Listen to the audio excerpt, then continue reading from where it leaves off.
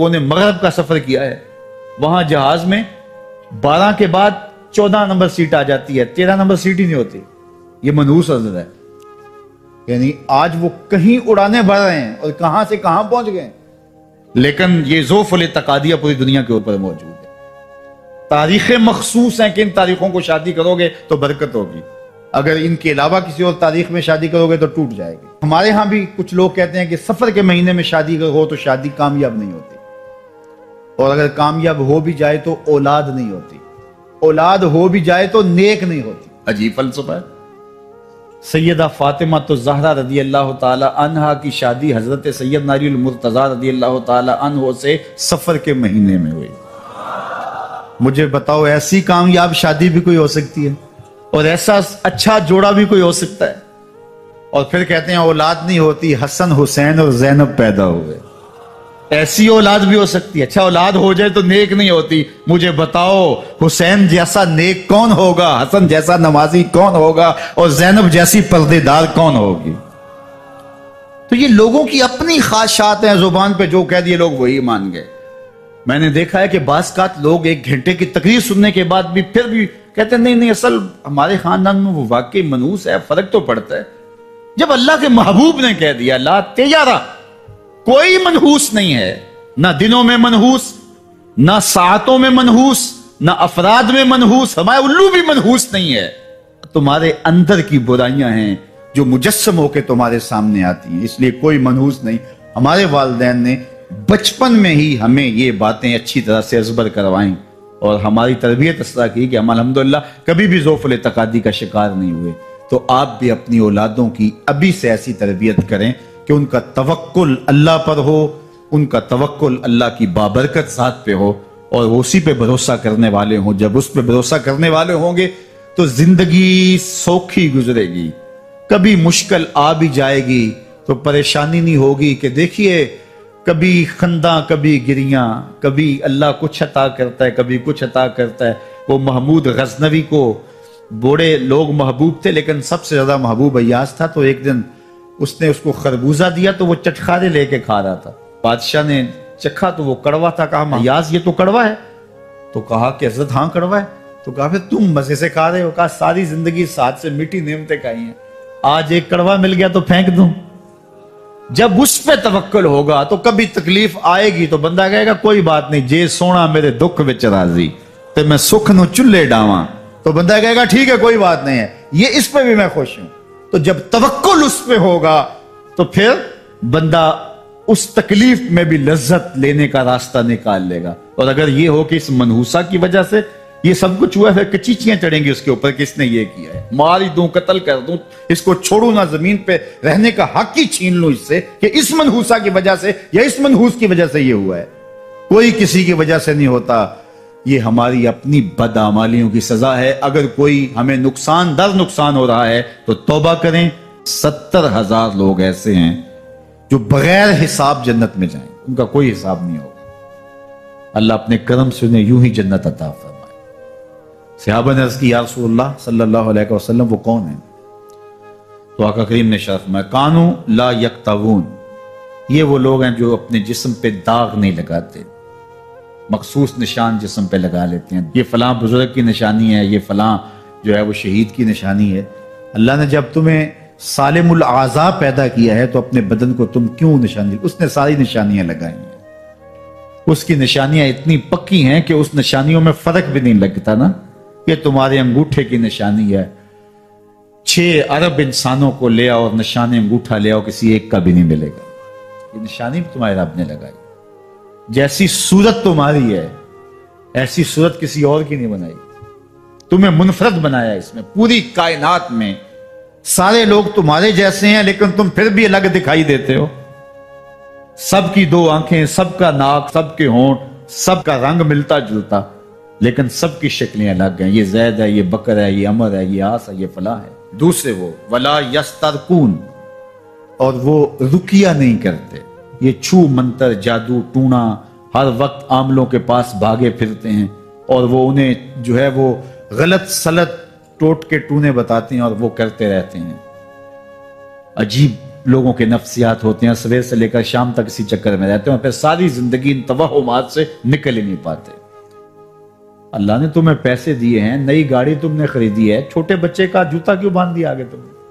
جوتا باندھنے سے اگر یہ ایکسیڈنٹ سے، حادثے سے گاڑی بچ سکتی ہوتی ہے تو پھر پاکستان کے جتنے PIA کے جہاز ہیں سب پر باندھ دینا چاہیے، سب پہ جوتے لٹکے ہوئے ہوں۔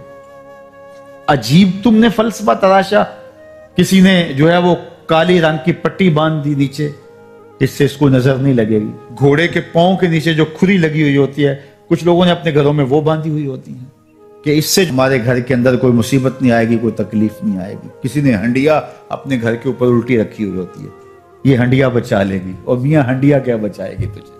اللہ کے قہر سے کچھ نہیں بچا سکتا۔ جب تمہارے اوپر کوئی مصیبت نازل ہونی ہے تو کچھ نہیں بچا سکتا۔ اگر بچنا چاہتے ہو تو پھر اللہ سے استغفار کرو، اللہ تعالیٰ کی تسبیح کرو، اللہ کی تحلیل کرو، میرے حضور پہ درود پڑھو، پھر دیکھنا کہ مصیبتیں ٹلتی ہیں یا نہیں ٹلتی۔ تو یہ خام خواہ کے رکیے، اور یہ عامل لوگ جو ہیں ان کا تو کام یہی ہے، ان کا کام چلتا ہے لوگ ذوف الاعتقادی میں مبتلا رہیں، اور یہ کہہ دیتے ہیں کہ آپ کے خاندان میں ایک منحوس عورت ہے، یہ اس کا کیا ہوا ہے، تو کوئی نہ کوئی منحوس تو پہلے ہی انہوں نے طے کر رکھی ہوتی ہے، فوراً ذہن وہاں جا کلک ہو جاتا ہے۔ اس کا نون سے نام شروع ہوتا ہے، اس کا کاف سے نام شروع ہوتا ہے، اس کا جیم سے نام شروع ہوتا ہے، تو پورے خاندان میں کسی کا نام کاف، نون یا جیم سے تو شروع ہوتا ہی ہوگا، یا دوستوں میں، تو فوراً ذہن جو ہے ادھر منتقل ہو گیا۔ اب یہ بابا جی نے بتا دیا ہے، ہاں اس نے یہ بات کی تھی، کچھ باتیں یاد آنے لگی، اس کاف سے شروع ہونے والے نام کے ساتھ نفرت پیدا ہو گئی۔ اس بابے نے نفرت کا کاروبار کیا ہے، اس نے تو 100 روپے 200 روپے لے لیے، لیکن دو انسانوں کے اندر نفرت ڈال دی۔ اس کا گریبان کل قیامت کے دن پکڑا جائے گا۔ ان ملنگوں کے پاس، ان ذوف الاعتقادی کو پھیلانے والوں کے پاس کبھی نہ جاؤ۔ تمہیں مصیبت پڑی ہے، تمہیں لگ رہا ہے کہ شاید میرے اوپر جادو ہے، تو پڑھو نا سورہ بقرہ، جادو جڑ سے اکھڑ جائے گا۔ 40 دن اپنے گھر میں سورہ بقرہ پڑھو، برکت ہوگی۔ کہتے ہیں مولوی صاحب 40 دن تو نہیں پڑھی جا سکتی، 2.5 پارے، ہمیں کوئی تعویذ ہی کر دیں۔ ہم شارٹ کٹ چاہتے ہیں نا، روزانہ صبح 2.5 پارے سورہ بقرہ پڑھے، یہ تو ہم سے نہیں پڑھی جائے گی، تو آپ کوئی تعویذ ہی لکھ دیں۔ کاروبار میں برکت نہیں، میں کہتا ہوں پڑھو نا سورہ واقعہ، 3 رکوع ہیں، برکت ہوگی۔ ہم کہتے ہیں ہمیں تعویذ ملنا چاہیے، بس وہ ہم گلے میں رکھ لیں، بٹوے میں رکھ لیں، پرس میں رکھ لیں، اور ہمارا کام ہو جائے، ہمیں کچھ بھی نہ پڑھنا پڑے، ہمیں وضو تک نہ کرنا پڑے، نماز نہ پڑھنی پڑے، اور برکت ہو جائے۔ ایسے برکت تو نہیں آتی۔ بیٹے کی شادی کی، بہو گھر لائے، ابھی 2 دن نہیں گزرے تھے، کاروبار میں نقصان ہو گیا، یا گھر کا کوئی فرد فوت ہو گیا، یا کوئی جانور مر گیا، تو کہا کہ یہ منحوسہ آئی ہے تو ہمارا یہ نقصان ہو گیا۔ اگر وہ نہ آئی ہوتی تو پھر یہ نقصان نہ ہوتا، پھر تم قیامت تک جینا تھا، یا اس سے قبل تمہارے کبھی نقصان نہیں ہوئے۔ تمہارے گھر کے اندر بیٹیاں موجود ہیں، یہ بھی کل کسی کی بہو بنیں گے، اور ان کا بھی کوئی نقصان ہو سکتا ہے، اور یہ بھی منحوسہ قرار دی جا سکتی۔ پھر تانو تشنی کے تیر جو ہے وہ اس کے اوپر لگائے جانے لگے۔ کتنی زیادتی ہے، کتنا ظلم ہے، کسی کا دل توڑنا، کسی کا دل دکھانا، کسی کو منحوس قرار دے دینا۔ از خود تمہارے پاس کیا سند ہے؟ تمہیں الہام ہوا ہے؟ کیا حجت ہے، کیا دلیل ہے تمہارے پاس کہ کسی کو تم نے منحوس قرار دے دیا؟ کتنا مکار ہے انسان، اپنی بدعمالیوں کو، اپنی نیت کے کھوٹ کو، اپنی نیت کی کوتاہیوں کو، اپنی سستیوں کو، اپنے عمل کی کمیوں کو دوسرے کے اوپر مڑ دیتا ہے۔ کاروبار تو نے صحیح نہیں کیا، نقصان ہو گیا۔ صبح 12 بجے اٹھ کے تو گھر سے جا رہا ہے اور نقصان ہو گیا۔ تو نے 2 نمبر مال بیچا، آج پکڑا گیا اور نقصان ہو گیا۔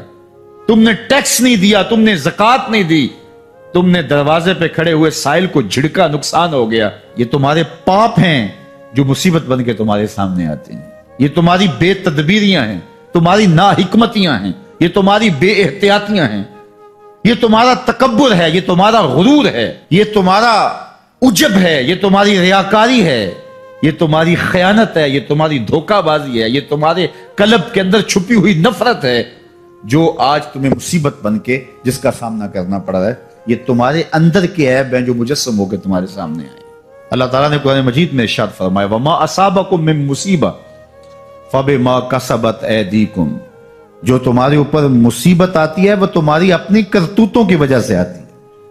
بیماری آئی تمہارے پرہیز نہ کرنے کی وجہ سے آئی، بیماری آئی تمہارا زیادہ کھا لینے کی وجہ سے آئی، بیماری آئی تمہارا نامناسب غذا لینے کی وجہ سے آئی، بیماری آئی وقت پہ سوئے نہیں، وقت پہ اٹھے نہیں، تم نے کسی سے زیادتی کی، بیماری تمہاری بدعمالیوں کی سزا ہے، مصیبت کا آنا، تکلیف کا آنا تمہاری بدعمالیوں کی سزا ہے. اور منحوسہ یہ خاندان کی خاتون ہے، تو یہ دوسرے کے اوپر مڑ کے اپنی کوتاہی، اپنی غلطی دوسرے کے اوپر لگا دی اور اس کو منحوس قرار دے دیا. اگر کسی کا کام تمہیں دیکھ کر کے اچھا نہ ہو تو پھر تم بھی منحوس قرار پائے نا. اگر آج تم کسی کی بہن کو، کسی کی بیٹی کو منحوس قرار دیا ہے اور خاندان کے اندر اس کو منحوس مشہور کر دیا ہے، تو اگر کوئی یہ مشق تمہاری ماں پہ کرے، تمہاری بہن کو منحوس قرار دے دے، تمہاری بیٹی کو منحوس قرار دے دے، تو تمہارے دل پہ کیا گزرے؟ یہ کتنا ظلم ہے، کتنی بڑی زیادتی ہے کہ آج خود کسی کو منحوس قرار دے دیا. کوئی منحوس نہیں ہے، کوئی لمحہ منحوس نہیں ہے، کوئی شخص منحوس نہیں ہے، کوئی وقت منحوس نہیں ہے، کوئی گھڑی منحوس نہیں ہے. مصیبت کا آنا، تکلیف کا آنا تمہاری بدعمالیوں کی سزا ہے. لیکن قرآن نے کیا خوب بات فرمائی، وَيَعْفُو عَنْ كَثِيرٍ. ابھی تو بہت ساری باتیں ہم معاف ہی کر دیتے ہیں. تم نے کوئی گناہ کیا، پھر تمہارے ہاتھ اٹھ کے ہم نے معاف کر دیا. تم نے کوئی گناہ کیا، تم نے صدقہ کیا، ہم نے معاف کر دیا.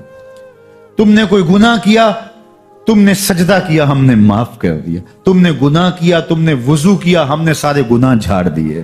تو کچھ اعمال ایسے ہیں کہ جن کی سزا بھگتنی پڑتی ہے لازمی، لیکن زیادہ عمل ایسے ہیں اللہ فرماتا ہم زیادہ یوں ہی معاف کر دیتے ہیں. اور اگر ہم سارے معاف نہ کریں تم چل ہی نہ سکو، زندگی تمہاری گزرے ہی نہ، اتنی مصیبتیں تمہارے اوپر ٹوٹ پڑیں. لیکن تم وہ منحوسہ کو قرار دے کے اپنے اوپر سے ٹال رہے ہو، فلاں منحوسہ اس لیے ہو سب